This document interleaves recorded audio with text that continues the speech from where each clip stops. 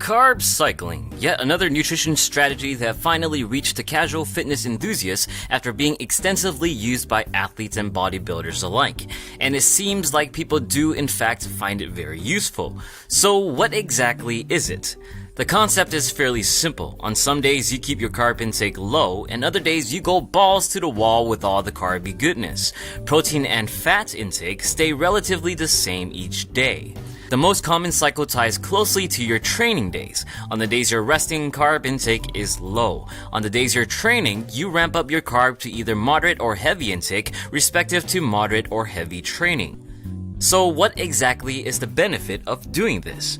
On a weight loss diet, you'll typically go months eating at a caloric deficit every single day. The problem with this is that long deficits will ultimately lead to drops in metabolic functions to the point where your initial calorie deficit is now your maintenance and weight loss comes to a halt. Anabolic hormones will drop, catabolic hormones will rise. Fewer calories are burned, muscle tissue is at a risk of wasting away, and although fat loss initially rises, it ultimately diminishes as your metabolism drops.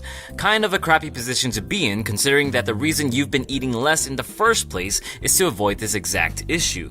And that's when carb cycling comes in. By cycling high surplus carb days into your schedule, you can fend off metabolic slowdown caused by a calorie deficit by theoretically resetting the catabolic state of the body with the added carbs and, more importantly, added calories, shifting things into an anabolic state.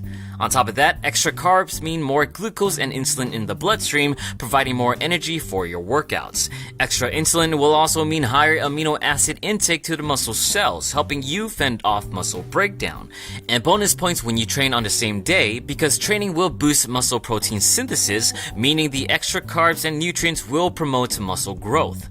And since you will be going back to a low carb state very soon, insulin levels will drop and you prevent storing too much fat. The end result is that on rest days, you're maximizing weight and fat loss with a calorie and carbohydrate deficit. On training days, you're maximizing muscle growth with a calorie and carbohydrate surplus. Although carb cycling sounds like a pretty good strategy, there are a few downfalls. First is the meticulous planning it requires. Each and every day you have to plan your specific carb intake. This isn't the easiest thing to do or adhere to if it's already hard enough to even find time to go to the gym. Furthermore, there's no concrete evidence showing daily carb cycling provides any significant benefits over other nutrition strategies.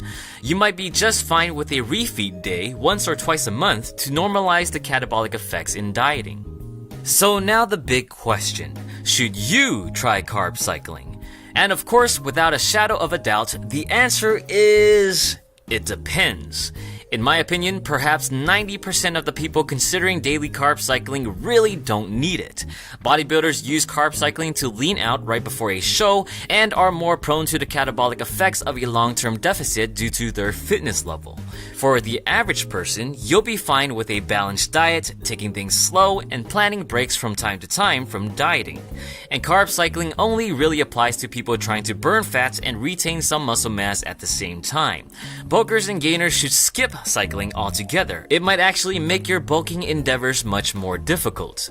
Ultimately, you have to consider if your goals align with the use of carb cycling to begin with, and consider whether the added work and frustration from painstaking nutrition planning is worth it. For those that also struggle with plateaus or have trouble sticking with your current diet, then giving carb cycling a chance might be worth it. The decision is ultimately up to you. In fact, you can leave your opinion about it in the comments below. Cycle your mouse clicks on the like and share buttons if you enjoyed this video, and subscribe if you want to cycle through my future videos. Thanks for watching.